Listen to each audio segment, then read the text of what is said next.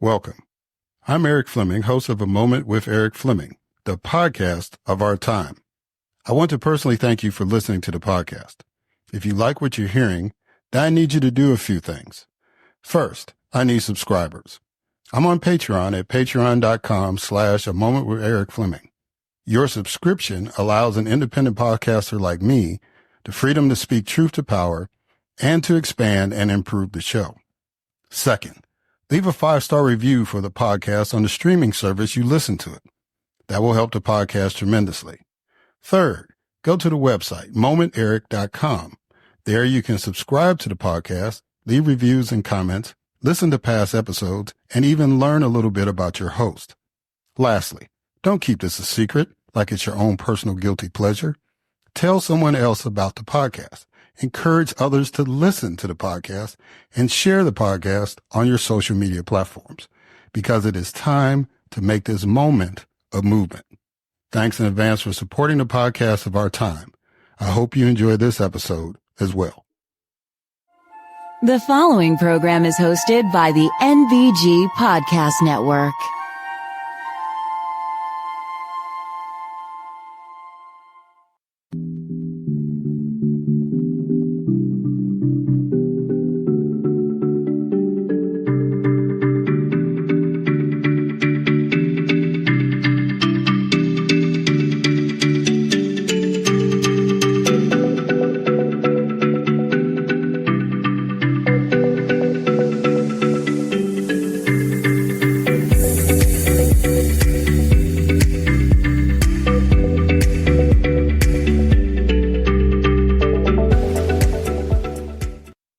Hello, and welcome to another Moment with Eric Fleming. I am your host, Eric Fleming.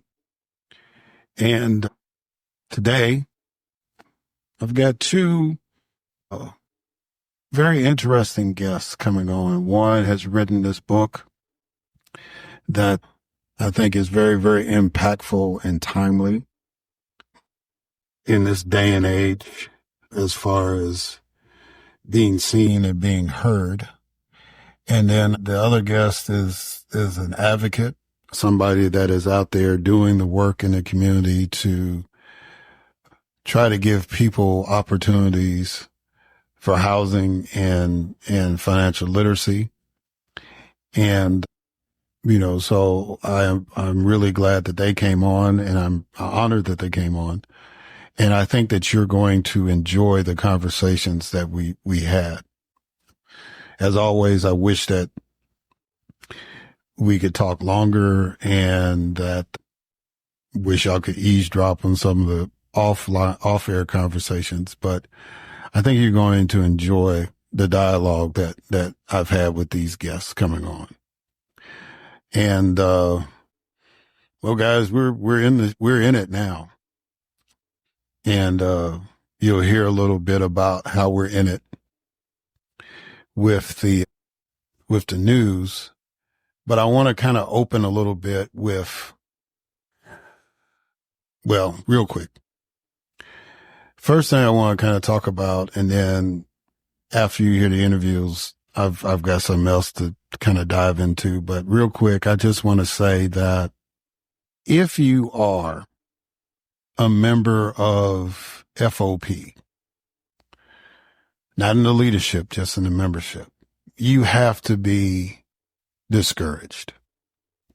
And if you don't know what FOP is, it's Fraternal Order of Police. I was a member as long in PBA, Police Benevolent Association, a member of both of those organizations in my life. And I really kind of, understood that they always are going to go with the Republican candidate when they endorse people. But they're going to have to get out of that. Because if this election didn't make them realize that, I don't know what will. And I think they're going to suffer for that. Now, the organizations do good work as far as protecting police officers from frivolous lawsuits and all that stuff. And even if police officers do cross the line, at least they make sure that those folks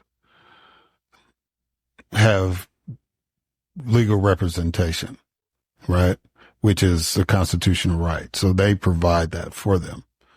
Regardless of how you feel about those particular officers and all that, they are entitled to representation. And so those organizations make sure that those officers do at least get that.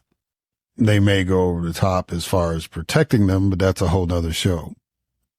And I've commented on that before, but, you know, I get that there were some people that were upset about some of the people that Biden pardoned, especially this guy that's been in jail for a long time, Peltier, who was a Native American who was convicted of killing 2 FBI agents back in the 70s. And there has been, if you've been in any big city in America, you've seen some stickers say free Peltier, all that on a light pole or somewhere. So this has been going on for a long time. And so now Biden pardoned him, and I know the FBI director was all upset about that. Former Director Wray and a few other folks. But our new president, Donald Trump, has basically everybody who's been charged with the insurrection has now been pardoned. And this is a weird thing, right? Because January 6th, and I know we got to get on with the show, but it's January 6th, man. So just to give y'all a recap of what has happened over the last few days. So all of the people who participated in the insurrection, as far as being the party of insurrection, have been pardoned. Even the guys that got hit with the sedition charges, they're free to go. One of them even went back up into the Capitol building first day that he was free or released, right? But then the police officers who tried to stop the insurrectionists had to be pardoned. And the committee members, the members of Congress who investigated the insurrection, had to be pardoned too. I think that is really, really insane. And I think if you are a member of a police organization that endorsed the guy who forced a previous president to pardon the police officers who were doing their job, and when that guy gets in office, he pardons the people who created the problem. And y'all endorsed the guy who created the problem. I think you need to revisit this endorsement process. I think you need to revisit how you evaluate candidates. Maybe you shouldn't even be involved in the endorsement process at all, because as the Capitol Police officers have shown, they have to protect the people who didn't even want to recognize them for the heroic act they did. They had to protect the guy while he was being sworn in that attacked them. They had to protect that guy because they had the inauguration at the Capitol building. So I just wanted to get that off my chest before we got started. Maybe the police organizations don't need to publicly endorse candidates. And if you do decide to continue to endorse candidates, do a better job of vetting them. Because that's really awkward to pay pay FOP dues. And then the organization I'm paying dues endorses a candidate that is totally against what we stand for. Anyway, I just had to get that off my chest. All right. Now that I've done that, let's go ahead and get the program started. And as always, we started off with a moment of news with Grace G.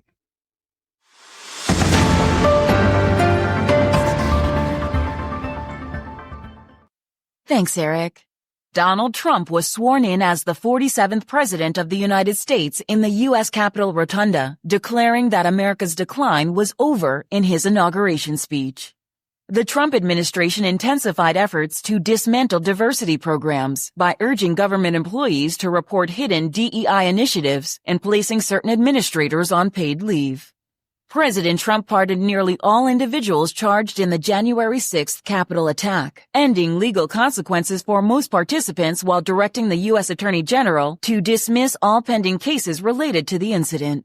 Former President Joe Biden, before leaving office, pardoned the late Marcus Garvey, Don Leonard Scott, and Kemba Smith Pradia. Biden then commuted the sentences of Robin Peoples, Michelle West, and Leonard Peltier, while offering preemptive pardons to several people including Mark Milley, Anthony Fauci, members of the January 6th Select Committee, and members of his immediate family. A 6-week ceasefire officially began in Gaza, reuniting 3 Israeli hostages with their mothers and allowing Palestinians to return to devastated neighborhoods. TikTok briefly went offline in the U.S. due to national security laws, but was reinstated while in negotiations with the Trump administration. A U.S. Justice Department report highlighted excessive force and accountability failures in the Louisiana State Police following the 2019 death of Ronald Greene. The U.S. Supreme Court seems poised to revive a civil rights lawsuit by Janice Hughes against a Houston police officer who fatally shot her son, Ashton Burns, in 2016. CNN settled with a U.S. Navy veteran after a jury found the network liable for defamation, agreeing to pay $5 million in damages. And the U.S. Justice Department questioned a $2.8 billion NCAA settlement, suggesting it might inadequately compensate athletes. I am Grace G., and this has been a Moment of News.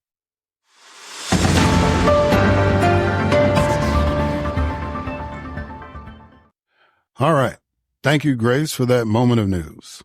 And now it is time for my first guest, Jamie Mustard. Jamie Mustard is a conceptual artist, artistic director, futurist, and writer, including his work on perception in the physical world relating to art, imagery, and ideas. Jamie believes that emotional art is an accelerator of social change. His work on the endurance of ideas has been featured in Forbes, Yahoo Finance, Bloomberg, ABC News, Flaunt Magazine, Psychology Today, and NPR. Growing up in severe poverty and illiteracy in inner-city Los Angeles, Jamie overcame obstacles to eventually reverse engineer ideas to help humans stand out based on primal laws. He believes that because of digital overload, we are all struggling to be seen and experiencing the same invisibility he felt as a child, and calls this the economics of attention. His books have won the National Indie Excellence Award, the OWL, Outstanding Works in Literature, given by the largest e-commerce bookseller in the world, and runner-up for the Pencraft Book Award for literary excellence. Jamie is co-author of the groundbreaking book, The Invisible Machine, on the biology of trauma, and a children's book about resilience. His latest book, The Iconist, is currently in-flight entertainment on American Airlines. A graduate of the London School of Economics, Jamie's work has included the world's leading universities, business, science, technology, art, design, creativity, and nonprofits. Nike, Cisco, Intel, Adidas, Symantec, Parsons, the New School, the Pratt Institute, Georgetown University, Pacific Northwest College of Art, Holt International Business School, U.S. Army Special Forces, U.S. Army Special Forces Psychological Operations, the Portland Art Museum, Content London, the California Department of Health, and TEDx at creative giant Whedon and Kennedy. In late fall 2025, his first graphic novel, Hybrid, will be released, a world written, conceived, and art directed by Jamie, with all images drawn and colored in a little stone town in southern Italy with artist Francesca Filomena. Ladies and gentlemen, it is my distinct honor and privilege to have as a guest on this podcast, Jamie Mustard.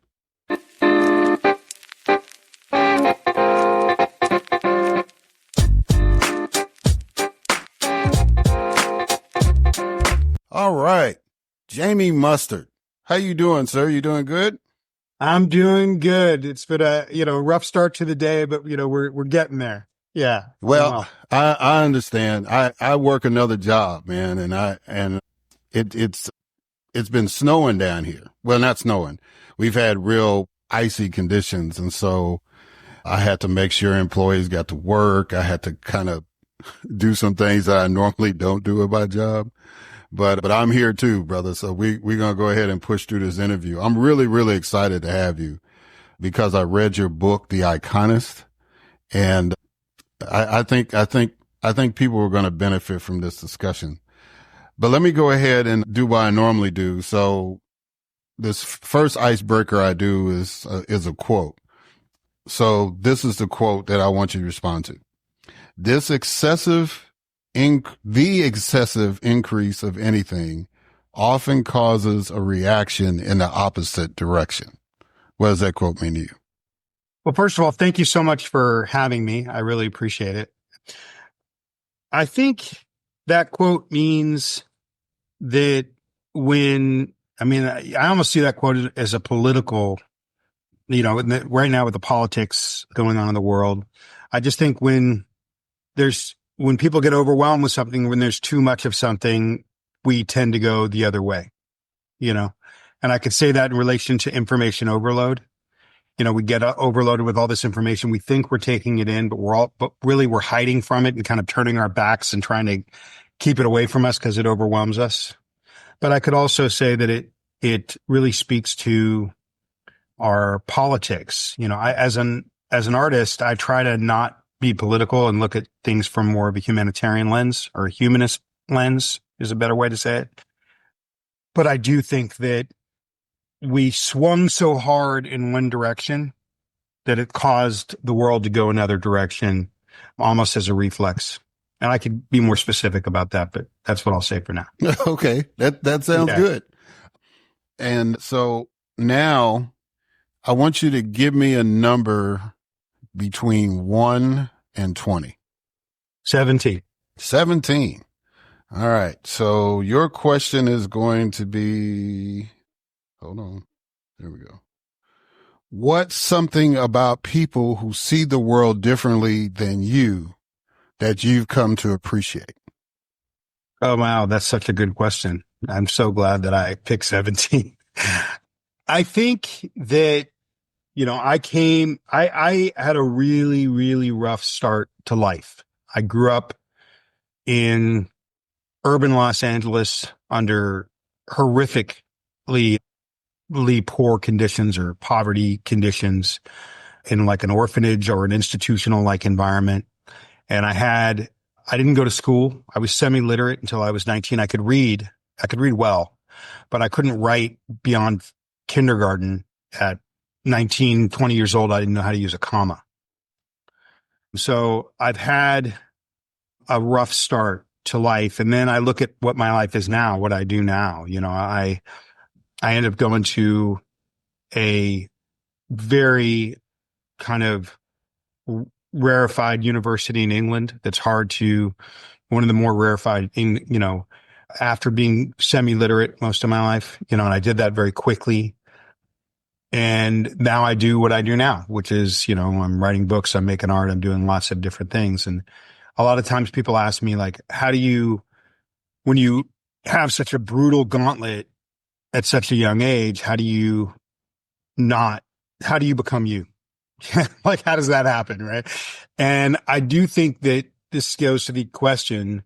I do think that a major part of the reason that I've been able to do the things that I'm able to do, and I was able to overcome the things I've been able to come. I had help. I don't believe in pull yourself up by your bootstraps. I think it takes a lot of people to pull somebody up. And I had angels that pulled me up. But I think that I was always curious about people.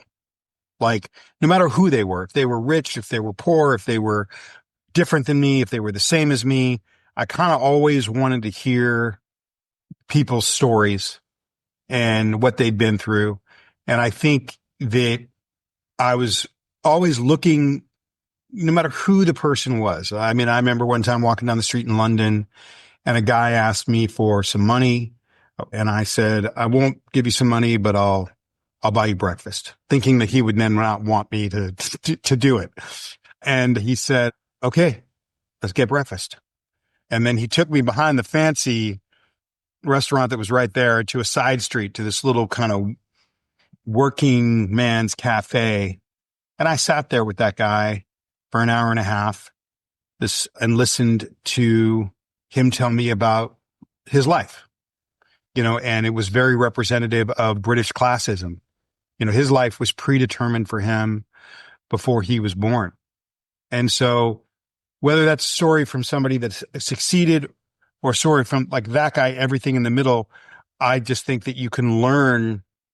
I was wanting to understand how to get out of my circumstances. And by talking to everyone you could possibly talk to and hear every circumstance you could possibly hear, I think that curiosity in other people is really, and kind of taking in their stories and synthesizing them. And what can I learn even from someone that you think you can't learn from? You can learn from everyone. And that's it sounds cliche, but it is the most powerful. If you think like that, it is the most powerful ray gun in the world. It'll help you to dematerialize any, wall in front of you. Yeah. That's awesome. I mean, that really is. That's pretty cool. That kind of explains a lot. And there's a question I'll kind of get to kind of flesh that out a little more. But the name of the book is The Iconist that you've written, and I wanted to talk to you about. So define iconist. An iconist is someone that understands that the world is now overloaded with too much content. So they understand that no one can see them because there's, we're bombarded with, in 1950, we all saw about 250 advertising messages a day. By 1970, that was 1,000. By the late 90s, that was 7,000. Today, thought experiments say we're hit with about 15,000 messages a day. The human brain couldn't process 1,000. So what that means is you're invisible because there's too much stuff going on around you. So an iconist is someone that understands that and looks for and uses techniques. And I have one in the book. I come up with these things that I call primal laws of why we pay attention. They seek to use the laws of what causes a human being to pay attention and to adjust themselves into those laws so that they can be seen despite information overload. That is an iconist. An iconist uses these primal laws to get attention, to get the attention they deserve for the passion or message or work or whatever they want to put into the world. All right. So I'm going to name some former presidents and you tell me if they fit the definition of iconist you just gave. And you can just say yes or no. If you want to expound on why or why not, that's fine too. First one, Donald Trump. The ultimate iconist. Whether love him or hate him, he's the ultimate iconist. He understands how to read the room, whether you like what he's reading or, whether you like it or not, doesn't matter. I'm not, again, I don't want to get political personally because I see it as very nuanced, but Donald Trump's the ultimate iconist. I kind of had a feeling you was going to say that. Gerald Ford. No. Barack Obama. Yes. Barack Obama's up there. Top 5. Jimmy Carter. Top 5. Maybe not an icon as a president, but one of the most important human beings to walk the earth in the last 100 years. Bill Clinton. Number 2. Behind Donald Trump. I met Bill Clinton when I was in college, and it was one of the, I was at a private kind of dinner with him when I was interning in DC. It was him and a room full of Republicans, actually.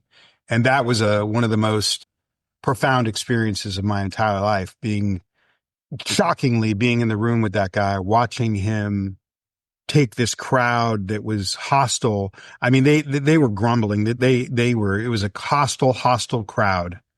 And I remember seeing this guy get up in this small kind of event space. There was maybe a couple hundred people there, maybe less, maybe 100, and within 90 seconds, he had them on their feet. And I was confused by it. How did this guy do that? I spent a lot of years trying to figure out how Bill Clinton took a hostile crowd up to their feet in 90 seconds. Yeah. George W. Bush. No. Okay. That went about the way I kind of thought, but and I definitely wanted to touch on that. And I totally agree. Regardless of your political affiliation, Donald Trump is, by basis of what I've read in your book and your definition, he is the ultimate. Why did you as an artist feel the need to write this book? Now, I know you've written other books, but why this particular book? Well, as we were saying, I think we were saying this before we came on the air, I had a very strange childhood because my family, had accomplished some things. And then my mother got caught up with some strange ideas. I mean, it was, that time, in the 70s, people were doing some crazy stuff. And I ended up being born under very difficult circumstances where I was in an institutional type environment, not run by the government, run by kind of a high coercive controlled group, and raised in a kind of abject poverty and place of psychological abuse that one could be hard to imagine. So it was urban Los Angeles. It was drought ridden. It was the burning, Los Angeles was burning in a different way. It was just a constant thrum of heat. And I was an invisible person. I had been thrown away, and I was in an environment where I was invisible and didn't matter, would never matter. And through hard work and the help of people, angels that came along the way, I was able to rise out of that environment and become who I am now. And I did that by reverse engineering. I would look around me at people that had things that I wanted, and I would study them in a very deep way, not just like, hey, I'm studying that person. No, I would sit down and go, what is that person doing that makes them have that? Whether it be great communication skills, education, money, popularity, whatever it was. And I would reverse engineer how they did it. And after, 20 years of that, I had a pattern of why people noticed things and why things endured. I had done that without even thinking. I did it to survive, and I did it to overcome. And I'll never forget, Eric, the invisibility I felt as a child, just being, if you had driven by me in downtown Los Angeles or east side of Los Angeles as a kid, I would have been I would have faded into the brick. I couldn't have existed less. And that feeling of feeling invisible, I believe we all feel that now, that information overload has made us all feel like we can't get our expression seen. And I didn't like feeling that way. And I don't want anyone of any class or any race to feel that way.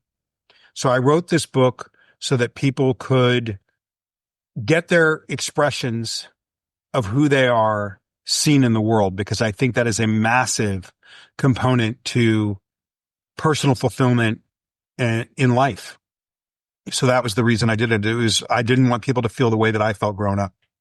So anyway, do you have family still in LA now? I do. Yeah. Everybody's good as far as you know? Yeah. It's been a really strange week, and watching my, hometown burn has been really emotional. I kind of feel like I saw it coming. It's one of the reasons I left over a decade ago. When I drove out of LA and put my stuff in the moving truck and drove out of LA, it was on fire. But, I have a very, ambivalent, kind of an interesting relationship with LA. It was a crucible for me of suffering, which I hated. But I did grow up in these incredible neighborhoods with Mexican people and Guatemalan people and Nicaraguan people. And Filipinos and Armenians and Koreans, and I hated it. But when I got older and I started traveling the world and moving around and being around different types of people, I was so grateful for living in such a cultural mix and seeing so many different perspectives of all the people that live in Los Angeles. So grateful. So, and I love that place. I love the mountains. I love the beaches. I love downtown. I love Hollywood. It's the city that made me. And there's so many people in that place that when I was really not going to make it, that stepped in and did things for me. So, there was when I was 9 years old and really, really down and out, there was a male prostitute on Hollywood and Vine that kind of, saw me as somebody that was kind of by himself and alone, and he helped me. So, I feel like that city saved me, and, it burned me and then it saved me. And so, yeah, I have watching it be on fire has been, difficult, emotional, because I do at this point in my life, I have deep, deep love and much, much affection for the city of Los Angeles. Yeah. Yeah. Well, and I hope that the people that you care about there, that they're okay. But I had to ask you that, considering. Yeah, my people have done well. They're not living in the Palisades, but my brother, I had a brother that lived in Altadena for a long time. And and my friends have, I've been lucky. Yeah. Yeah. All right. So getting back to the book, what is the significance of blocks? A block, sometimes I wish I didn't call it that, but a block is taken from a toy block that you would give a baby. I want to say because we're on here, that this book, if you're traveling on American Airlines, okay, the Iconist audiobook is part of in-flight entertainment on American Airlines right now, which I'm really proud of, by the way. Okay. But a block is basically, if you take a toy block and you put it in front of a baby, it will transfix them. They will fixate on it. And I studied why, well, first of all, a toy block to a baby is massive. It's close to them, right?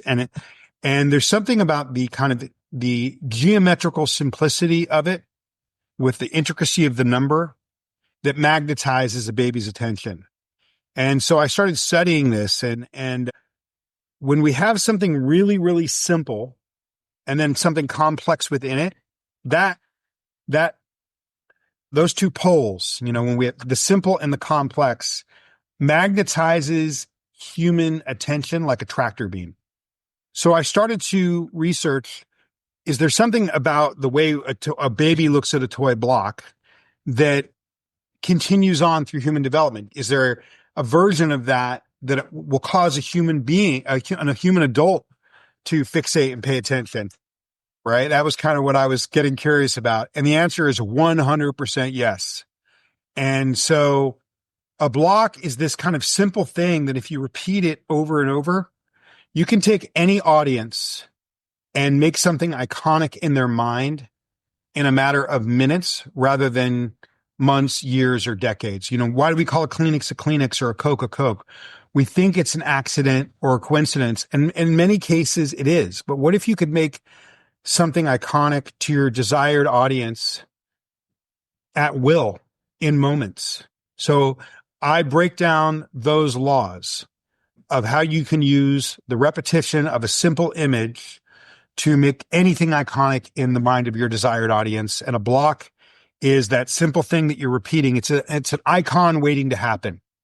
It's an icon in progress. Like if I started iconing a phrase or a word to you right now, that would be a block. If I did it to you 15 times, you wouldn't be able to get out of your head. Now it's an icon. It's an icon to Eric. Yeah. Yeah. So why is perfection deception? Well, let's take this back to Donald Trump. Okay. People when I look at Donald Trump, I'm more interested in how and why, you know, and I think it's complicated. I think part of the answer to that is it goes to the first question you asked. When there's an excess of anything, people, we have a reaction in the opposite direction. Okay. So there has been and again, I'm not saying this is my own, political affiliation either way. Okay. I tend to be a pretty compassionate guy. Okay. But I don't think it's my job to look at things through a political lens. I think it's my job to look at things through a humanist lens. And I'm pretty disciplined about it. But we've had a lefting of the world in a very, very fast way, ideologically. Doesn't matter whether you believe it or not, in terms of gender, in terms of race, in terms of, all these things. It's been very fast and very strong. Okay. And so and so I think that too fast and too strong. Like if you look at even say, and again, I'm not talking about wrong or right. I'm just trying about understanding. Okay. If you look at, say, the majority of America is still barely white, still white, but barely, but it's still white. You know what that means? That means that the majority of poor people in America are white. Now, when you go and again, I'm not qualifying this, but when you go and you tell those people that they're privileged or they're fragile, doesn't matter if they are or not, they're going to go vote for Trump. It's too much ideology without their brains being able to understand it or wrap their head around it. And so then you get this reaction in the opposite direction. But that's the first part. But what was the question again? Why is perfection deception? Okay. So I think that's the setup for Trump. Okay. So that's the setup for Trump. If you look at politicians, okay, politicians that are good, people are going to hate me for saying this, but I liked Hillary Clinton. I thought she was a policy wonk. I like policy wonks. I liked Mitt Romney. He was a policy wonk. Obamacare is based on Romney care. Okay. So I like people that are really, really into policy and creating change through policy. So despite whatever their political affiliation is. So if you look at those politicians, the ones I named, you can include Joe Biden in this, you can include Kamala Harris in this, you could include Jeb Bush in this, you could include Ted Cruz in this. When they go and do speeches, they've surveyed everyone, they've surveyed the world, they've surveyed America, and they're trying to tell you, based on those surveys or based on how they're reading the room, what you want to hear. Okay? Am I allowed to swear in this podcast? Yeah, you can swear. Okay. Donald Trump doesn't give a fuck about that. Okay. He's in a world where everybody sounds canned. He sounds like he's shooting from the hip and telling you what he actually thinks. Bill Clinton had that gift. Barack a lot less, but he still had it. But Bill Clinton really had that gift. I would say him and Trump are probably similar in that gift. Trump has other things that he does better. Bill has other things that he does better. But that gift of making it seem like it's actually coming from you and not some sort of populist survey, he's not trying to be perfect and give you this exact thing that you think he wants. It's flawed. It's imperfect. And when something's a little flawed or imperfect, we think it's more honest, even if it's not. That's really what it comes down to. And we like imperfection more than we know we do. There's a great designer who designed the Talking Heads covers and these incredible covers in the 80s named Tibor Kalman. And he used to say perfectly off, just right. So because he doesn't sound canned, it doesn't matter. You could have somebody that sounds canned that isn't, that's completely heart driven. And then you could have somebody that's diabolical and nefarious that doesn't sound canned and actually, sounds like he's speaking from his heart or his gut. We're always going to be more attracted to the person that we think isn't just telling us what we want to hear based on a bunch of data analysis. And so that's what I mean by perfectionist deception. We're advertised to, like, if you look at American advertising, It's a bunch of people talking about themselves and saying how great they are. And by the 90s, that was really effective in the beginning of the 19th century, all the way up to the 1950s and even 70s. By the 80s, 90s, people started to not believe advertising. It's full of unsubstantiated claims. Another word for an unsubstantiated claim is a lie. You come out and tell the truth about your product or service, but you're doing it in a climate of liars. We don't trust self-promotion anymore. We don't trust advertising anymore. So because it's too perfect. So we actually, because perfection was marketed to us for so long, we're actually drawn to things that seem imperfect. Imperfection. We now associate imperfection with authenticity. I'm not saying it is. I'm just saying in the lizard brain, if something is not perfect and rough around the edges, we're going to be far more drawn to that than a bunch of polish, which we all think is bullshit now. Right. Yeah. And I mean, I think this last presidential election really illustrates what you were saying. And it was a one reference. I think it was about Camel cigarettes. When you put that down, I was like, I remember that ad about most doctors prefer Camel cigarettes or whatever. Yeah. Yeah. I remember that as a young child. I remember that. Which chapter in part 3 best describes an Iconist strategy for a political campaign? Is it road signs, magnetize, signals, arrow and shaft, or breed? God, man, this is good, man. You did read the book. You read the book, man. You read the book. God, I mean, it's a really tough one. I would say it would be between signals or arrow and shaft. Really having a deep understanding of what people care about and then repeating it to the point where it feels ridiculous. That's the mistake that people don't make, is like, what is it that people actually care about? And then repeating it. And again, I do have a chapter in there where I say you need to do that and tell the truth. So I'm not, a lot of the book, one of the things that I give Orwell a lot of credit for the book. I say basically, like, he talks about how, in 1984, how, if you use repetitive imagery and repetitive language, that you can sway opinion even when it's not true. And he writes about it in this way where he's basically saying this is a nefarious act. And what I argue in the book is, no, this is not a nefarious act. This is like saying a phone is nefarious or a computer or TV. It's a tool. And it can be used in a bad way or it can be used in a good way. It has more to do with the way that you, Eric, and everyone listening takes in information. We like repetitive simplicity. It's how we interpret the world. So I think taking something, repeating it, explaining it, repeating, maybe arrow and shaft, repeating it, explaining it, repeating, explaining it, but repeating that one thing over and over and over and over again to the point of discomfort, far beyond discomfort. That's just probably the one.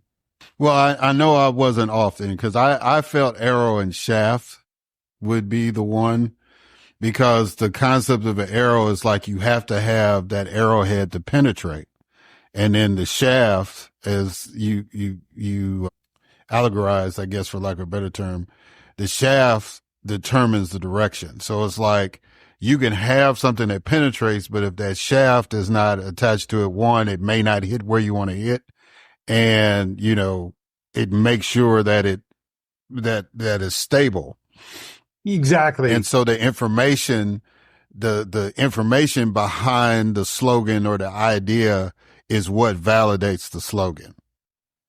Absolutely. I mean, I think it works in two ways. I think it's directional because it puts substance behind this kind of simple thing that you're going to repeat. I mean, the other thing that Donald Trump does so well is the way he would give people nicknames and they would stick, like Sleepy Jeb or, Crooked Hillary, like he had this really incredible way of like giving an enemy a nickname and then repeating it. And then people would take it up and they would start calling it, it was incredible the way he would use stuff, the way he would do that. But yeah, I think that the complexity and the substance behind your simple arrowhead is what gives it direction. But I also think there's a component of, like the toy block I talked about in the beginning, when you have something simple, like a triangle, a square, or a circle, and you put any sort of flourish or intricacy in it, like a letter or anything, when you mix the ultra geometrical and simple, like a circle, triangle, square, rectangle,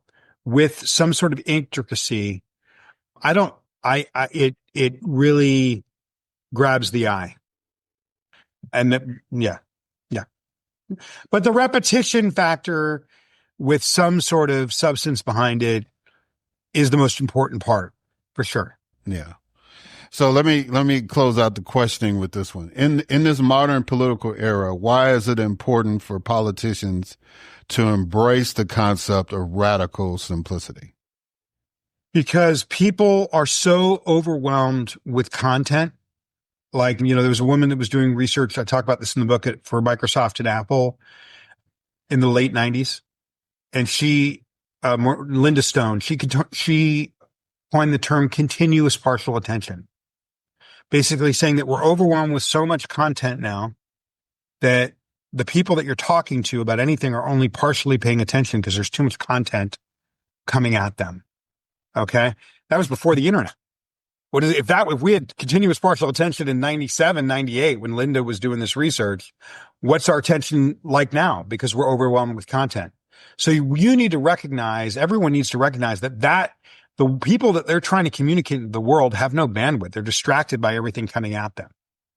So if you take something really, really simple and you add emotion and you just repeat it,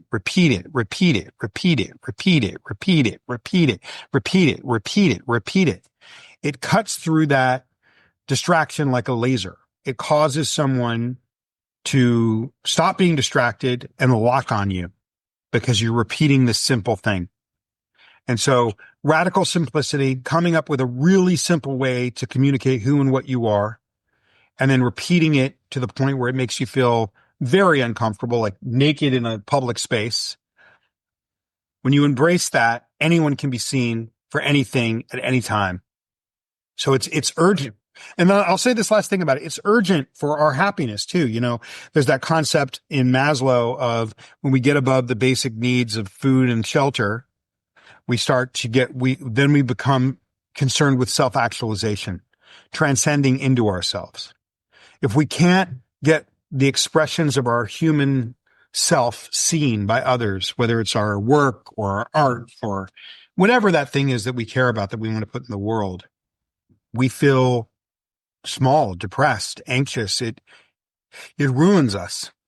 So radical simplicity is the only way to get the attention that we deserve. It's not just a problem for work or advertise, promotion or mute or art. It is essential for the human soul.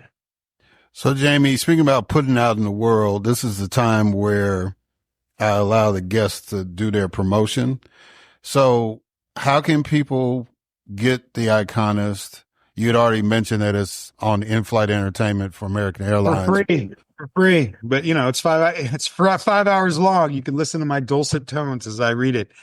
It's over 5 hours long. But, yeah, it's there. The Iconist is available everywhere. It's on Amazon. It's in bookstores. It's all over. The Iconist, The Art and Science of Standing Out by me.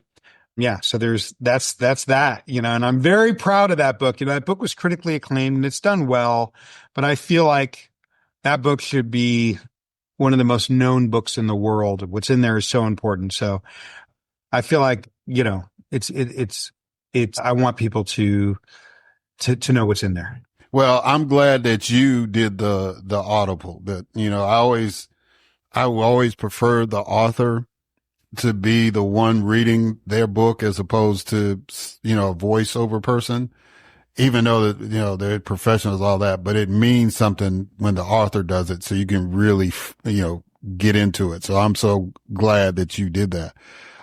But what else are you working on and how can people get in touch with you? That's good. Okay. Well, I have a website called iconist.ltd. So iconist.ltd. So, and you can message me there. Most people tend to message me on Instagram, and I respond to every message. And that's Jamie, JAMIE _mustard, MUSTARD. at Jamie underscore Mustard. I'm on X as the real Jamie Mustard. I'm less X active these days than I probably should be. So that's what I'm working in that. So that's how you can reach me. And I love to hear from people, that curiosity that helped me overcome my circumstances. It hasn't left me. And I've written a lot of different areas. My last book that came out almost 2 years ago, April, is on the biology of trauma. I wrote a book about how trauma is a biological injury, not a mental disorder, with a prominent scientist. So this prominent scientist had this new science. They can now reset the fight or flight system in the body, and only the military was using it. And a couple other cohorts, maybe sexual assault victims, were finding it, and first responders. And I thought, everyone in the world, this needs to be in the living room. So I wrote that book with that scientist, so that people would understand when they're experiencing the effects of trauma, reactivity, hypervigilance, anxiety, suicidal ideation, violence, aggression, all these things, that there's actually a biological injury that's causing that. We can now see it on a brain scan, and we can actually now reset it. So that book I'm incredibly proud of, because it's taking that. The military has been using this thing for 2 decades. Obama endorsed it back in 2008. But I wanted to bring that. When I was working with Fort Bragg, actually, for the Iconist, teaching them about special forces, about art and communication, I was learning about post-traumatic stress while I was there. And when I saw the symptoms of what they call operator syndrome, which is post-traumatic stress, I didn't see soldiers. I saw the neighborhoods where I grew up. So I became obsessed with, could the stresses of poverty cause the same biological injury as someone that went to war, and the same symptoms? And the answer is yes. It's a biological mechanism, and the symptoms are identical. But, I've been working on ideas for my life and kind of doing art in the background. My dream has always been to kind of move my art to the foreground. Not that I would stop writing about ideas, but I'm more interested and obsessed with fine art than I probably am anything else in the world. And so this year is a big year for me, because I have a book coming out at the end of March about my life, which is, my family, what they accomplished from 1865 to 1940, 75 years after slavery, is pretty astonishing. And then and this is going to sound strange, but I was born a slave. How did that happen? I'd been living in shame and hiding from that truth most of my life. And I've written a book that is it's a painting of how that happened and how I overcame it. I'm still overcoming it, called Child X. So that is a true expression. It's my life, but it is truly a work of art. It is a written painting. Okay. So I feel like that is me really coming out as an artist. And then a couple months later, I have a graphic novel coming out that I art directed and wrote, called Hybrid, which is a kind of beautiful fine art fictional account of my life done through fiction, but altering it. But it's about artists with supernatural abilities growing up in an alternate sci-fi future adjacent version of Los Angeles. And I'm really proud of that. It basically, it's a story told in 60 double page paintings. And so both those things are coming out next year. So this is really people understand. This is the first time I've been doing art for a long time, but this is really the first year that I'll be bringing myself, in terms of my passion for things that are artistic, and bringing that to the forefront of what I do.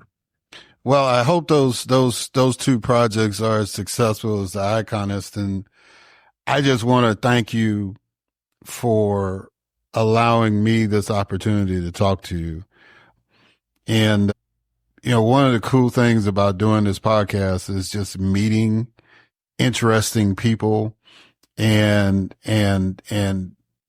some people are famous. Most of them are not, but it's a great way to get people to appreciate other folks that are out here doing tremendous things. And the fact that you agreed to come on, I'm really, really honored by that. And I thank you for that. And you have an open invitation to come back whenever. So hopefully when your next project drops, we'll revisit. When we get off today, go Google Child X, and then the Simon & Schuster site will come up, and read the book description. Okay. But I want to say, Eric, that I'm really honored. When I got your invitation, I went and looked you up, and I was like, this guy is a soulful dude. And I could tell instantly that you're kind of driven to help and empower people. And so I'm honored that you would see my work and see something in it and have me on. I really appreciate it. Well, thank you so much, man. All right, guys. And we'll catch y'all on the other side.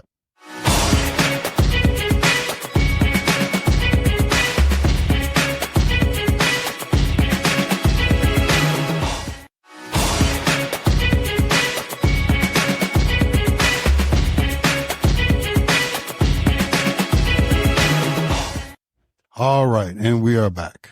So now it is time for my next guest, Dawne Troupe. Dawne Troupe is a thoughtful and curious pathfinder with a passion for understanding society and the forces that shape it.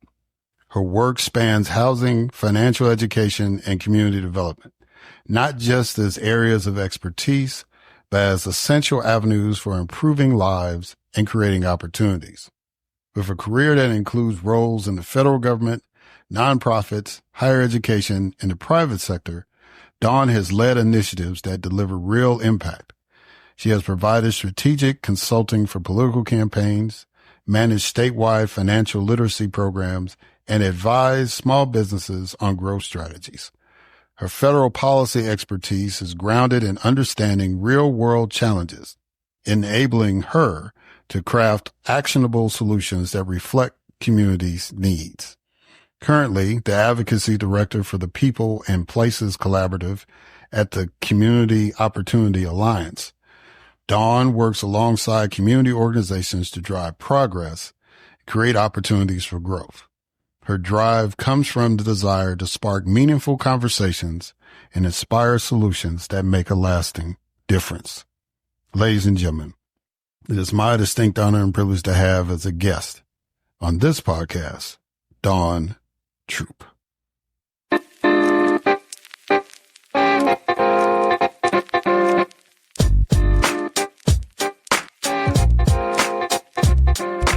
All right, Dawne Troupe. How you doing, sister? You doing good? I'm doing okay today, just happy and glad here to be with you and your audience, and excited to kind of be a part of your journey here. So thank you for including me. Well, I am honored to have you on. And just so you know, what I tend to do is like every other show or anybody else, I if I can get somebody that's quote unquote on the news all the time, a high profile, that's fine. But what I like to do is get people doing the work. And even though you've been on a lot of shows and interviewed us and stuff, it's like I like to highlight people that's really in the trenches because, being a former legislator, that's who I had to deal with. I had to deal with the lobbyists and every now and then I might get a CEO of a company or whatever talk to me. But basically it was those folks in the building trying to get stuff done and community people. And you are one of those folks that is a mover and shaker. And I might be messing your game up because I'm giving you a little shine, but I think you deserve it. And I think you're somebody that we can gain some wisdom from. So I'm glad that you came on. So what I normally do is do some icebreakers. So the first icebreaker is a quote. And this is the quote I'm going to give you. Housing is absolutely essential to human flourishing. Without stable shelter, it all falls apart. What does that quote mean to you? It's accurate, right? It's so important to have housing because how can you go into the world, do what you want to do every day, not knowing where you're going to go home to? That's the same place that you can count on and rely on, that you can hang your coat up and put your keys down and it's yours in your private space. It allows people to your point, flourish, right? When you come home, you can either study more, be more with your family, depending on how you look at flourish, right? Flourish could be work, flourish could be interpersonal relationships with like friends and family and time, or with yourself to, was it like mental health and well-being? So the home is where the heart is, but home also is where everything has a hard stop to be able to go out into the world. Yeah. All right. So now I'm going to play this game called 20 Questions. I got this idea from, you ever heard of this app called Meetup? Oh, yeah. Yeah. Yeah. So one of the groups I was in had this questionnaire to kind of break the ice about political discussions. So, and I said, this is pretty good. So let me try it on the show and see how it works. So what I need you to do is give me a number between 1 and 20. 7. Okay. 7. All right. What do you consider the best way to stay informed about politics, current events, health, etc.? Are there all political ones? Because I was like, oh, that's kind of what I do every day, based on what it means for work. But I think to stay, there's 2 ways, right? And I learned this a couple years ago when I was doing campaign work. For me, I like living in like mostly urban areas for the last, I don't know, almost 25 years or so. I do spend a lot of time watching the news or reading, The Economist or The Atlantic. I kind of go through it and through different news channels. I'll go from CNN, the News Nation to I scroll through them all just because I have to track legislation, see what members of Congress are doing and any administrative or companies kind of things that are popping up in trends. But when I realized when you move into rural areas where my parents actually ended up moving to a long time ago, but in general, even recently, a lot of people get the news from their local church and the epicenter of where people convene. And it might come on Sunday. And then that's where news happens or things that you need to kind of watch out for. So I think it really, back to when you talk about home is also where it's located and how you receive information, get information, and way you use it is based on your environment as well. Yeah. The Black church was so vital. One of the things when I was in the legislature, I used to remind some of the colleagues, cause, in Mississippi, we had porters that, took care of certain things, janitorial, maybe run us some errands, whatever the case may be. And I noticed some of the members were not being very respectful to them, especially some of the Black ones. And so I reminded them, I said, there was a period in time within my lifetime that these were the only Black people in the building. And what the church would do, especially in Mississippi, what the church would do is guys that had jobs like that where they were on the inside, they would make them like deacons of the church so they could get their news, find out what was going on at the Capitol. They give them a spot during the service. So that's why, when you said that about getting news from the local, in the rural communities, that reminded me of that story because I think it's important that we share information and try to share good information as possible. That's kind of hard in this day and age, but yeah, I'm glad you mentioned the church because it's still a vital part of the fabric of a community, especially in the Black community. Define affordable housing. Let's see. So affordable housing, and there's twofold. I was talking about this with a colleague, and when thinking about the answer to that question for what I do every day, it would be it's making sure you don't spend 30% of your income, right? That by the government definition of affordable housing. But really affordable housing is just a place you're able to call home where you have your money to spend on your heat and water and electric, provide for your family and put food on the table. So I think affordable housing has really 2 definitions. If you want to look at it kind of in a very kind of everyday news aspect or what it really means to families and individuals. Because one of the things when we were discussing you coming on, you wanted to stress something about accessible housing as opposed to affordable housing. So what, I guess in your work, accessibility is more important than affordability? I think it's to have accessibility because it's twofold, right? You could have money, but you have no housing in your area to get to, right? And where is it accessible to get it? So that's why I mean, when you have the definition of you can have money, but for a lot of people, it's like I have a place, I want to stay in my place, but there's no place for me to live here anymore. And I think accessible housing is important, being able to have it in, because if you look, this is like personally speaking, when you look at a lot of like towns and urban areas and places, you have suburbs and you don't have many multifamily housing there, like apartments and things, right? And this is still more suburban urban based because you could go and there's rental homes, like you can actually rent a house in other communities that don't have like 6-story buildings or 4-story buildings. But that's the thing. It's just being able to have it be accessible. Like you shouldn't have to move, 25 miles or more to find a home because it's not in the place near where you work, right? And then you have transportation issues and it just changes everything. So accessible housing is important. And a lot of the times people, that's the hardest thing to get, right? Is to be able to be close to where you work. Oh yeah. I mean, yeah. So yeah. See, I'm based out here in Atlanta, and the short time I've been here, if I see a green space, I said, "Oh boy, they're about to build some apartments or condos in that space in no time," and that's basically been the formula. But I've seen scenarios where, it's like in the inner city part of Atlanta, people say, well, that's tough to raise a family and all that.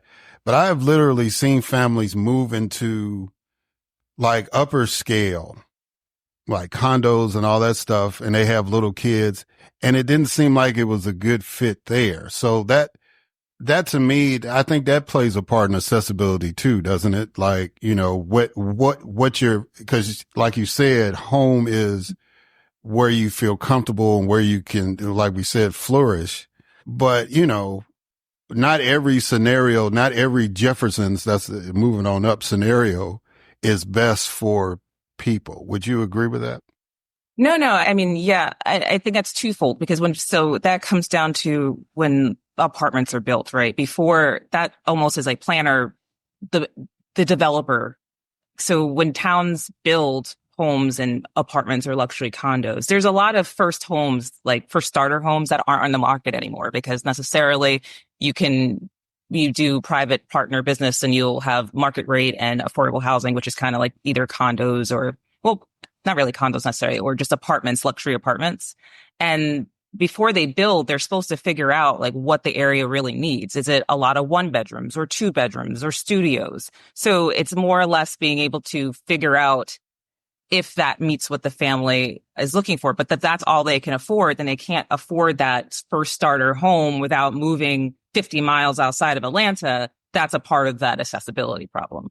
So it really is based on the region and the city and what like I wouldn't say demographics. It's not about the people. It's just like, where are the family sizes? Is there larger families or a lot of single people, and that's plays into development of homes too. Yeah. Why, with your various political experience, have you devoted a lot of your professional time to the housing issue?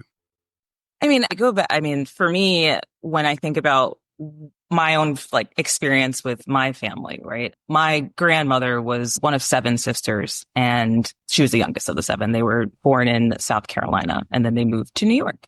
And the thing is, all of them had businesses. They owned liquor stores. They owned shopping centers. My grandmother owned an apartment building. The other ones owned bars as well. And they worked together. It was a family unit. Everyone chipped in together. Whatever money they had, it went to the sisters and they just kept doubling down on things. Right. And that to me is so important because my grandmother bought my mom her first home and then her second home. You know what I mean? Like it's so meaningful to see what that type of leading on your family support, and especially within like groups of like ethnicity groups, like people really rely on their family to help them. And that's how a lot of wealth, it's not just one person, it's a collective unit that are able to work together. And my grandmother helped her, her siblings and their children, and like my mom's first cousins. And so it just systemically is really important to me, knowing that like my parents, they decided to move out of New York City to upstate New York. So to make sure I go to a better school district, because living in Harlem on 132nd Street, they were like, well, like this is the 80s. What can we do here? Should we stay? Should we move? They had the opportunity to move, so they did it. But not everyone has that. So I've always kind of put back into wanting to ensure that I was able to help others that just didn't have the opportunity that I got. Yeah. And your family sounds like a success story in that there is some generational wealth put in. And that's one of the key things I've been trying to stress on my podcast and in my politics, that we need to, there's still some issues we have to fight for as far as on the civil rights front. But, the key to building wealth in this nation to me, is owning property, housing, whatever. And it sounds like you had a good foundation, and because of that, you've dedicated your political life to helping people have that same experience. Yeah, ever since I graduated college, I went from working in higher ed, thinking I was helping the people I wanted to help, and not necessarily because, fundraising, there are all the families that are donating over millions of dollars. I'm kind of like, that's not what I was trying to help, but great that everyone's getting education here. And so I kind of worked my way into figuring out, if I want to help children, the best way to do it is build better communities. And what are those like prongs and items that are needed to build a better community? And one of it, yes, I saw the education piece, did financial literacy. And most importantly, even without all of those, housing is, it's between housing and financial literacy. With one or the other, you almost need both tied together, right? So. And I'm going to get to financial literacy in a minute, but I wanted to talk to you going back even further. What got you involved in politics? Why did you feel that your skill set fit in the political world, especially, doing lobbying work and all that? I'm not a lobbyist because I'm a. All right. Yes, ma'am. All right. I'll take that back. So, but it's just interesting. I think for me, I will honestly say I stumbled into it on some different ways. I'm always been curious. I've always wanted to learn about different things. I was the kid that didn't want to miss a day of school, right? I was just like, I don't know why. I was just really fixated on going there. But I had did organizing for Action. It was like an Obama kind of grassroots campaign to help with the 2013, like different elections. And I actually went to the celebration for Martin Luther King's Day March on Washington that they had.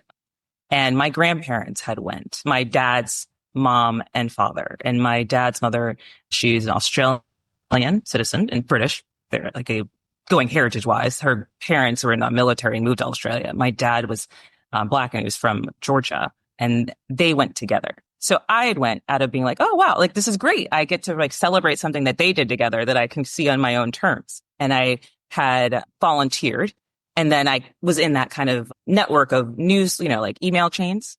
And they had a job fair for different things within either running for office, working for campaigns or what have you. And there was one there for people at the White House. And I was just like, oh, the government must have the answer for me to figure out how I can help kids. Like, I don't know what it is, but I'm just going to just throw myself into this whole environment, being curious and wanting to know. And that's kind of what happened. I went down on a Saturday. I made a last minute decision. I was like, I guess I'm going to go. And then I got there with an hour left, met a representative from the White House, kind of was like, I just came here to see you. Like all these other things, like this is what I want to work on. And how can I do this? And they were like, go online, say that you met me, and we'll like work to get you into things that make sense that you can be a part of. Yeah. Yeah. Never say, you always start off with no. All you can get is a yes. So that's what I usually tell people that I mentor or any like students that I've worked with. All you have is your name. And you're always going to start with no. So don't be afraid to ask to get a yes, because that's going to just change everything. And keep asking, right? Until you find someone who tells you yes. Yeah, that's good advice, because a lot of people let that fear of no hold them back. And if you go in with the understanding that you don't have the job, so it can't get any worse than that, just go ahead and push for the yes. That's encouraging. I mean, that's kind of the same way it is running for office too. You just, you know that all you need is half the people to show up to vote for you, and so you don't take it personal if 49% of the people don't like you or don't vote for you. You go in and you try to convince as many people that you deserve this position. And I think, you've dealt with young people a lot. I'm going to say a pet peeve to you, and I know that's might be a little off topic, but one of the things that discourages me about our kids, Black kids, is that, I see them in a relaxed setting, and, they're loud and they're boisterous and they're active and all this stuff. And then when they get in a situation where adults enter the room and say, well, hey, look, I need you to, tell me a little bit about yourself. And, and then they get real timid. It's almost like you have to pull stuff out of them.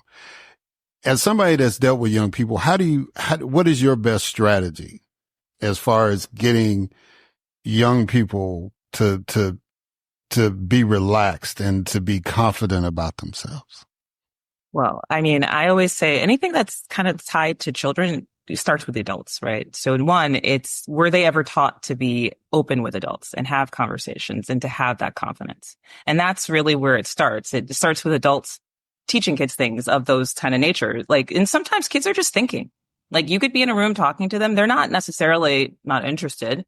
They could just be listening. Or even if they are doing something else, they don't tune everything out. And I do think that it's not the fact that it doesn't fall back on them. They have to be taught that.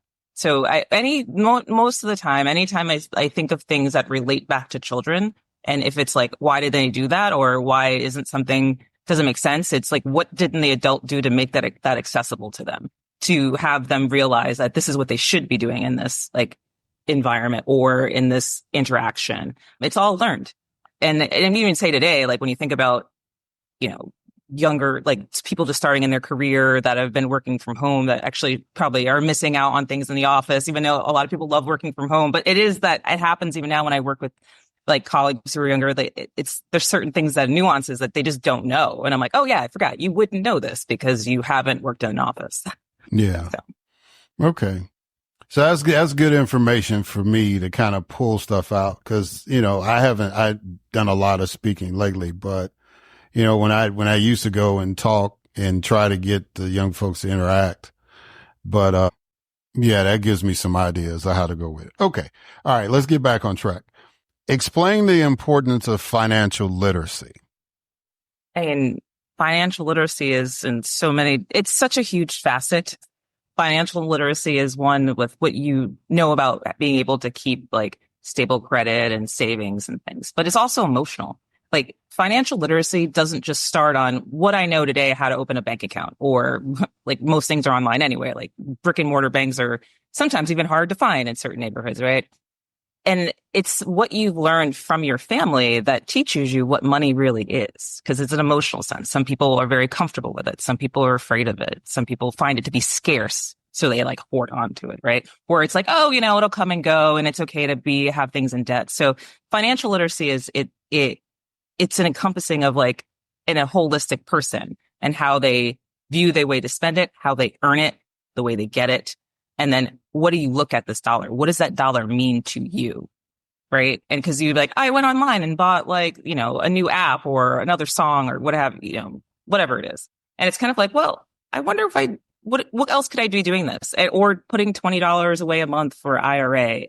There's just so much to encompass it, but it is very important to every day where sometimes, a long time ago, you need to learn how to read and be literate. You also need to have financial literacy. It is far to be able to move forward in this current atmosphere that we live in, financial literacy is very necessary. Yeah. And, what I've always observed in America is that whenever we as Black people start going toward either a particular profession or start advancing in certain ways, these creative things come up.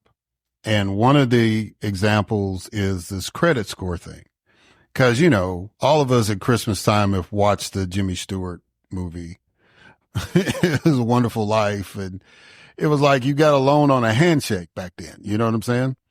And, so now you've got this credit score where you've got to have a certain score to not only get a loan for a house or a car, but even to get a job. Now there's some jobs that if you have a certain credit score, they'll ask you questions because like in law enforcement where, a lot of my background is, if you got a low credit score, they're scared that you might take a bribe from a drug dealer.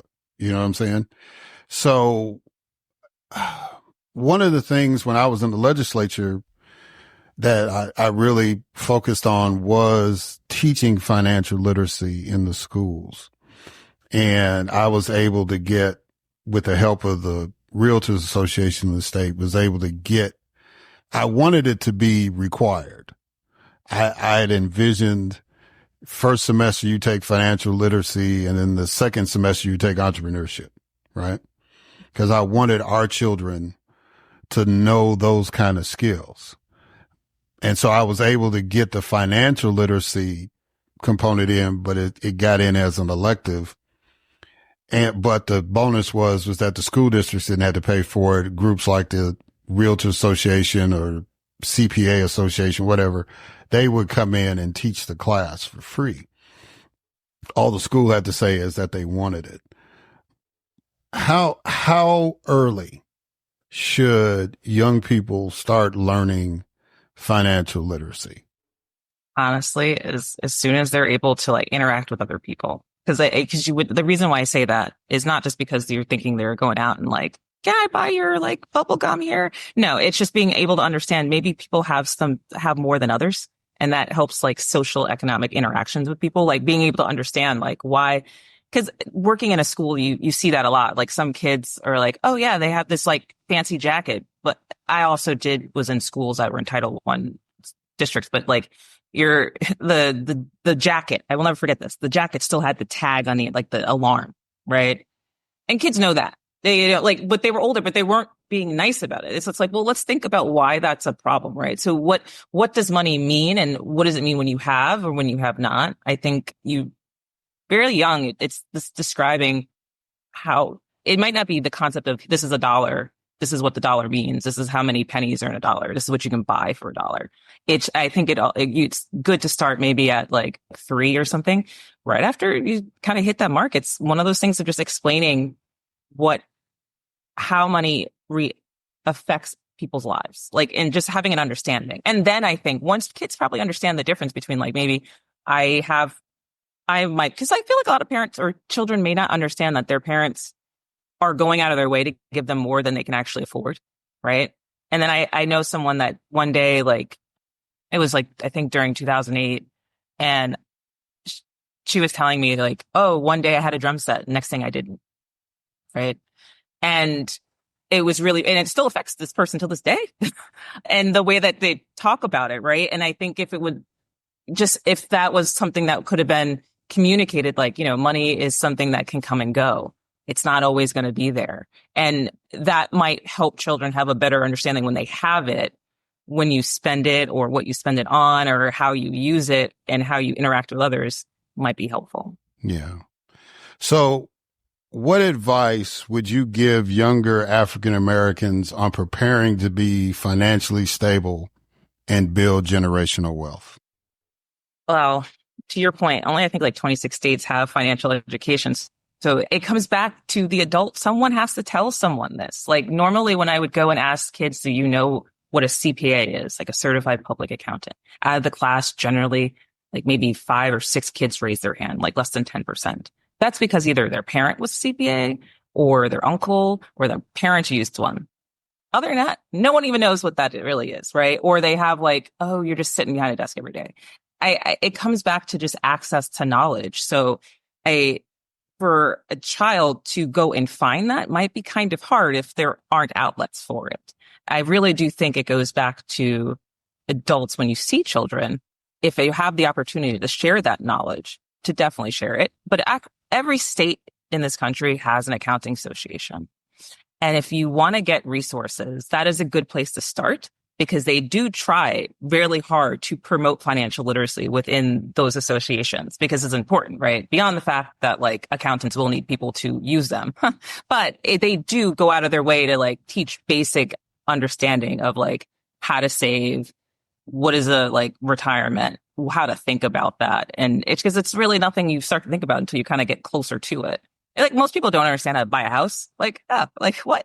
You know, you have to have 20% down payment. You need all these things, and in reading and a lot of research. So it is, I think, a lot of, I don't want to say financial literacy needs a lot of earned media, like mouth to mouth, like conversations of just like, when you have an experience, make sure to share that with someone else. Or if there are, like April is a financial literacy month, I believe, right? What could be shared around to schools about things? Because it's not going to come up every day unless someone tells the child that.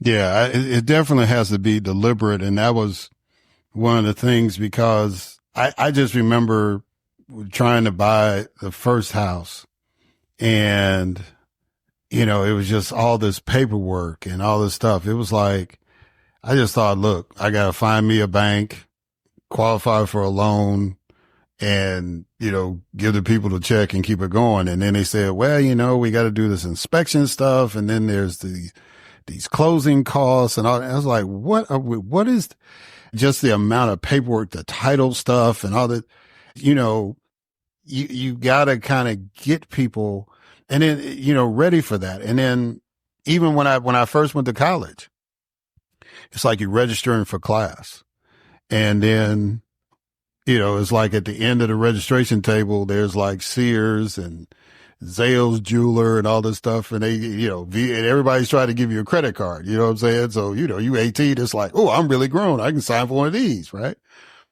But I didn't have, you know, and my parents were, you know, educated, working class people, but they never sat there and took the time, you know, outside of a checking account and a savings account. They taught me that.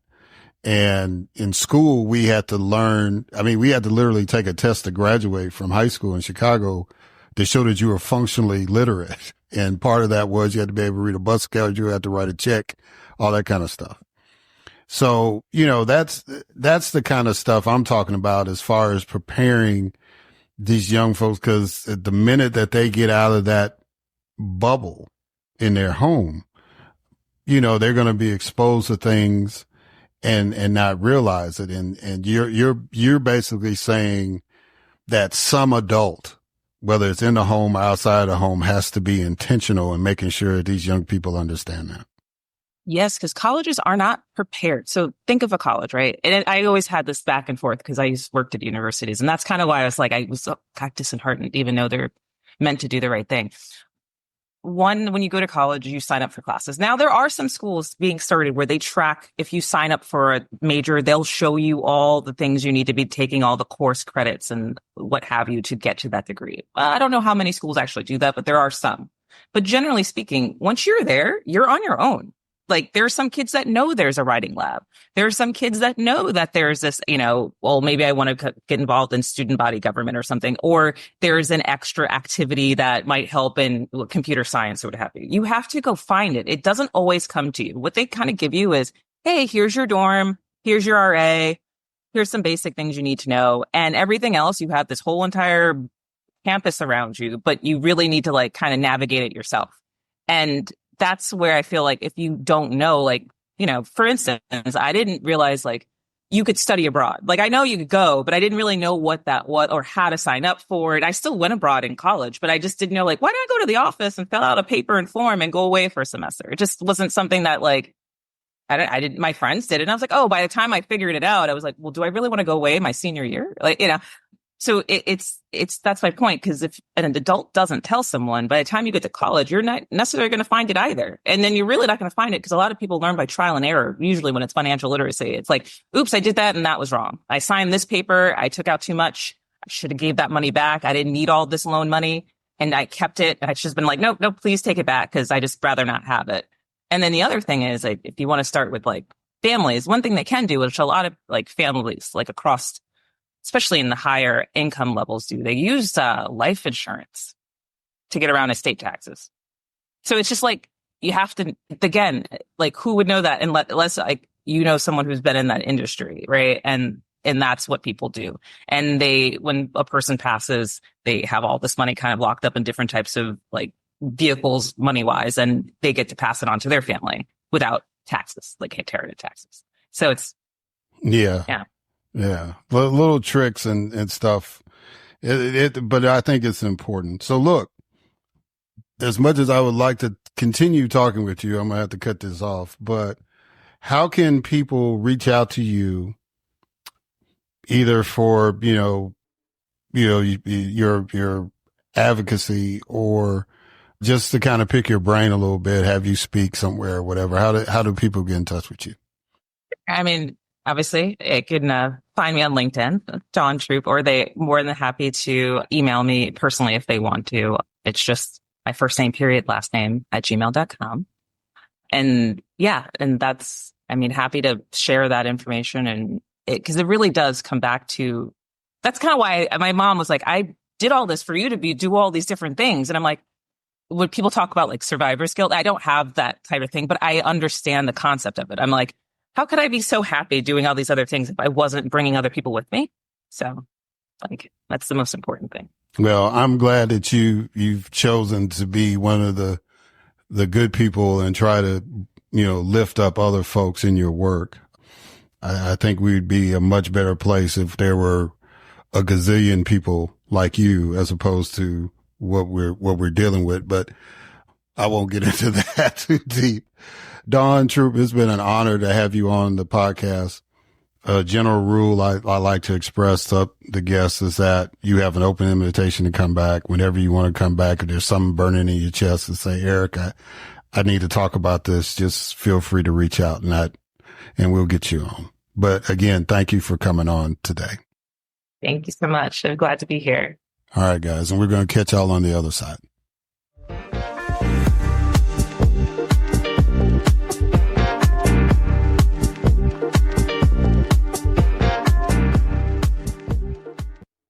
All right. And we are back. So I want to thank Jamie Mustard and Dawne Troupe for coming on. I greatly appreciated not only meeting them, but having the conversation with them. And I hope that y'all enjoyed the conversations as well. I usually don't do 2 rants on a show. I usually do 1 rant and kind of close it out, but I had to do my rant at the beginning because so much stuff has happened this week. But the other thing ties into something I've been trying to highlight on this podcast, and we could see it coming, but now it's really, really in our face. And that's this push by the Trump administration to shut down diversity, equity, and inclusion. He gave a speech, I think, I can't remember where it was recently, since he's been in office, where he said the end of all that stuff is here. That we don't need to, we need to be merit based as opposed to trying to fill gaps, historical gaps. And, and people have been criticizing Elon Musk for the Nazi salute, and, everybody's talking about, well, he's enacting Project 2025 and all that stuff. Here's the real simple thing. People, for whatever reason, have created a tension point in their lives. They may say that they were voting to get cheaper eggs, cheaper milk, cheaper bread, cheaper gas. They may have said that they want America to be more simple or more competitive in the world. But what they have unleashed is a trip back in time, a time where those of us in the Black community had to fight for respect.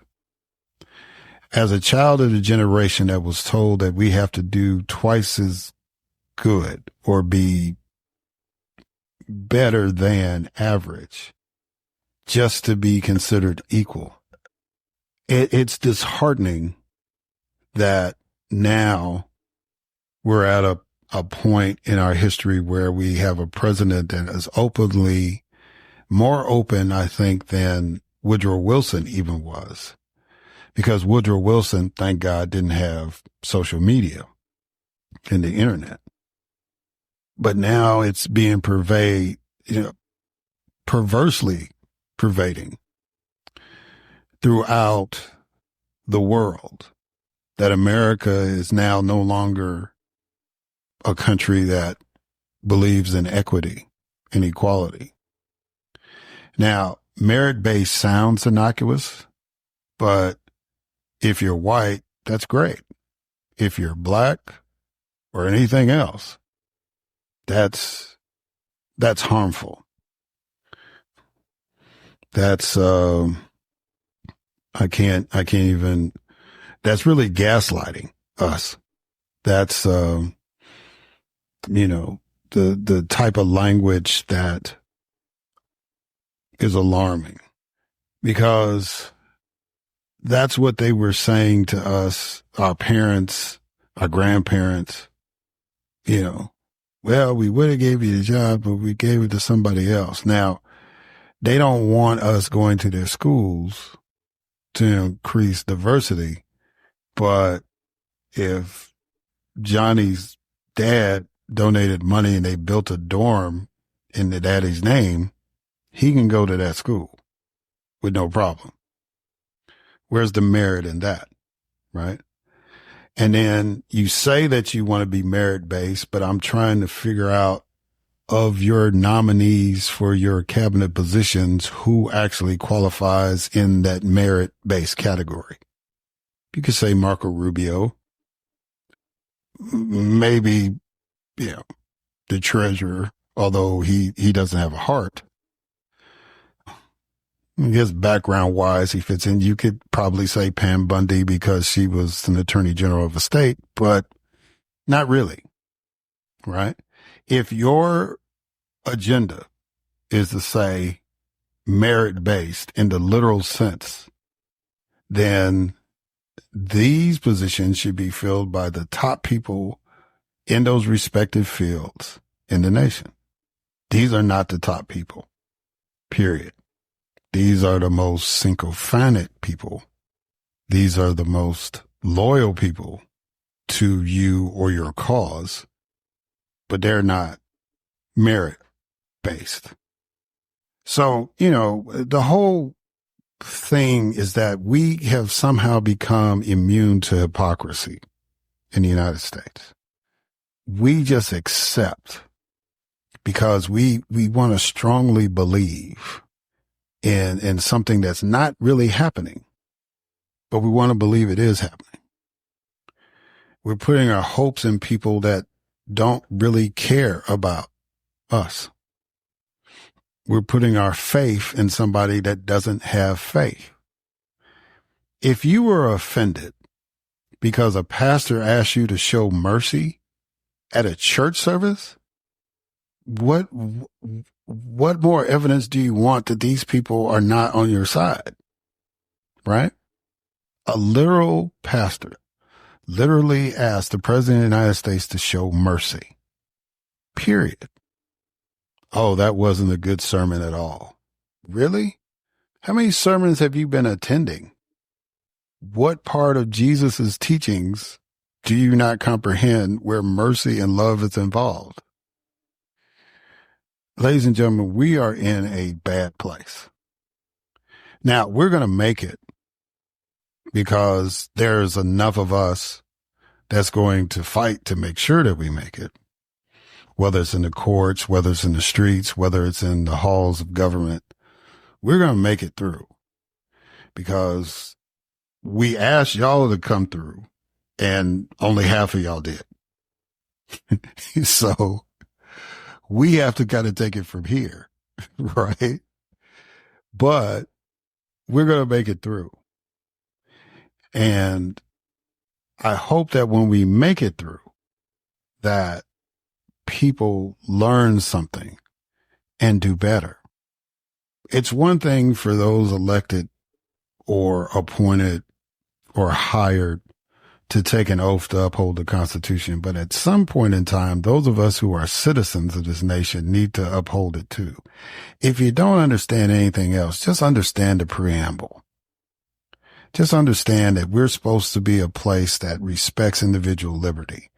We're supposed to be a place where we provide defense for our nation.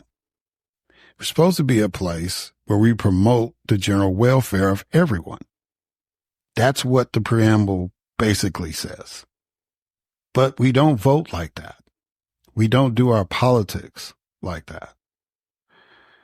I mean, you know, it's not just the Republicans either. I mean, the biggest voting bloc for Democrats was African Americans. And yet the most viable candidates to be the next chair of the DNC are not. You have one African American running, one. Everybody else is running for vice chair, this, that, and the other. Now, I don't know if the memo went out. It was like, well, we had a black chair. We didn't win, so we're going to go with a white guy. I don't know.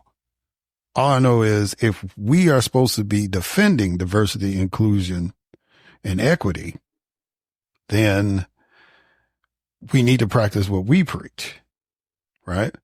And that's nothing against the people who are running. But it's kind of ironic that we're upset that Donald Trump is saying we ought to be merit-based and the Democratic Party is, yeah, we're going to pick a white dude this time. This is tough sledding, ladies and gentlemen. We're in for a bumpy ride. This roller coaster. This reminds me of a street in Jackson. There was a street called Riverside Drive, and it's actually in a pretty nice neighborhood, but it was notorious for having potholes and having dips and all that stuff. It's to the point where folks were selling T-shirts, you know, saying you want to go for a ride, drive on Riverside. You know what I'm saying? That's what we are getting ready to go through. We're about to go through our dips and our potholes.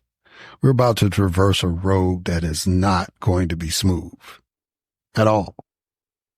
And if you want to hide in your self-deceit that this was about economics, feel free. But the end result of what you got is that you have a leader in the White House that wants a nation divided, that wants a nation that's unstable. And I don't know where the financial benefit of that is. I don't know what the transactional benefit of that is for him, but it's not a good transactional benefit for us. It's not going to be a financial benefit for us. It's not going to be a mental benefit for us. In some cases, it may not be a physical benefit for us. It may even cost a lot of us our mortality. That's how serious this is. So, you know, people tried to warn folks. Didn't want to heed the warning. You're grown. You can do that. But now we got to deal with the consequences. So be thankful that some of us are not discouraged and are going to do what needs to be done. But understand, when the opportunity comes again, whether it's this election cycle or the election cycle 4 years from now, you've got to do better. We got to have leaders, American leaders, not selfish leaders, not corrupt leaders, not evil leaders. We need American leaders. We need people who understand that the beauty and the strength of this nation is that we're diverse. We are the only nation on the planet where every country in the world is represented. The only one. And we need to elect people who understand that and have the gumption and the fortitude to manage it. The easy way out is to just try to kick everybody out that ain't white and male and Christian. That's the easy way out. The real leaders are the ones who embrace the diversity that we have and want to make it better for everyone. If you want everybody to take the hyphens off American, then stop lifting one group of Americans up and discarding the rest of them. Leadership is about being tough, true, but not tough toward the followers. It's being tough through the challenges. And the people that are in positions now, the overwhelming majority of them are not. And you might say, well, Eric, well, where do we get these leaders from?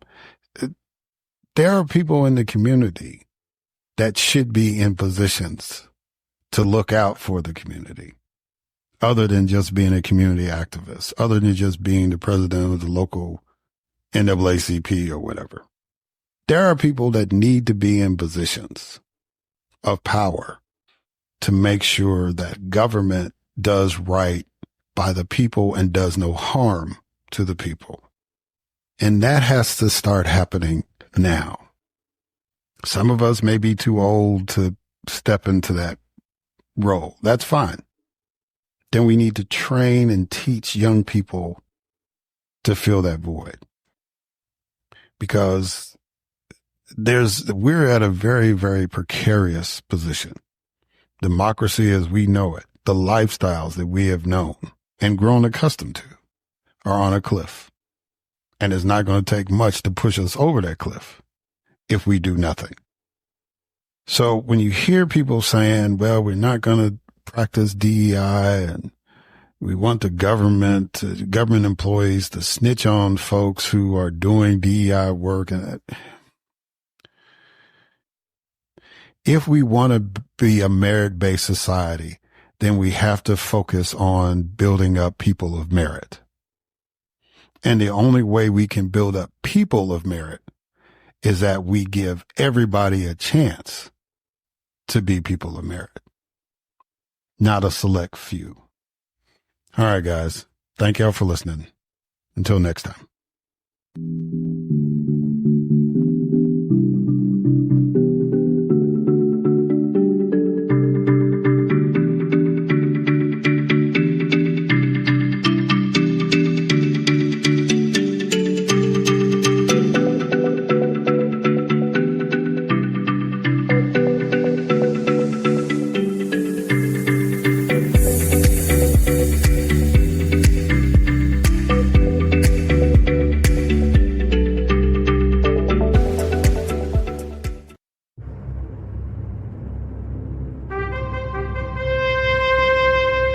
NBG Podcast Network.